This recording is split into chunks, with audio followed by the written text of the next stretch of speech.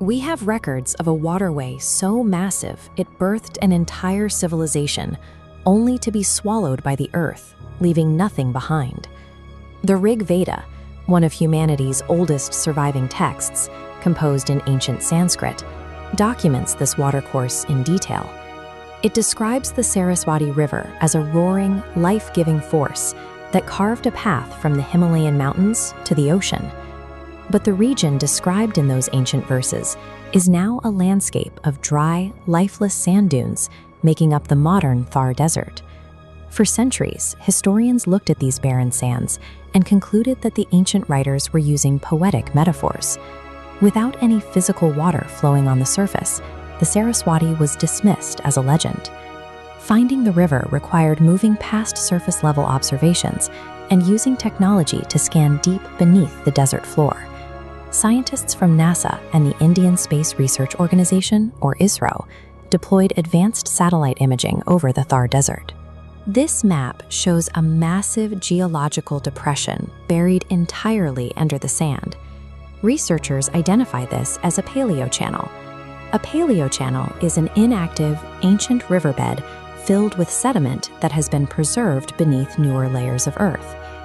When geologists trace the course of this channel, the path aligns precisely with the route documented thousands of years ago in the Vedic texts.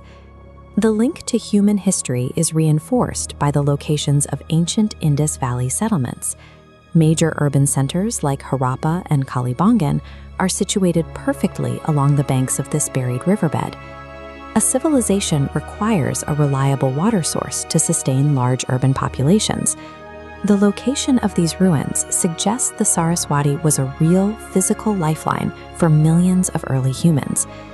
The question then becomes how a massive water system of this magnitude could be completely erased from the surface.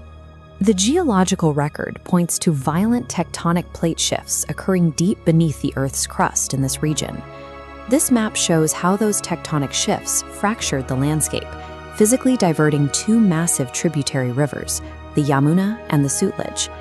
This movement cut off the main Saraswati channel, forcing its water supply to flow in opposite directions.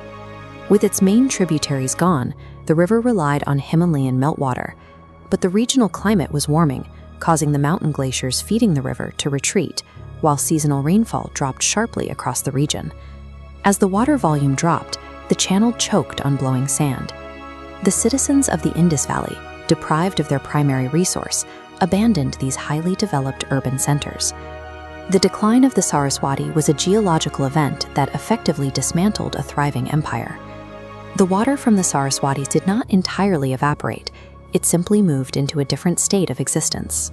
Modern hydrological surveys tracking the path of the Paleochannel show significant volumes of underground water still flowing along the ancient route today. This subterranean flow creates a unique phenomenon: active wells in the middle of a harsh, arid desert that still produce fresh, drinkable water. Later Vedic writings explicitly state that the Saraswati eventually disappeared underground, a claim that aligns with modern hydrological data. The Saraswati River was a literal engine of early civilization.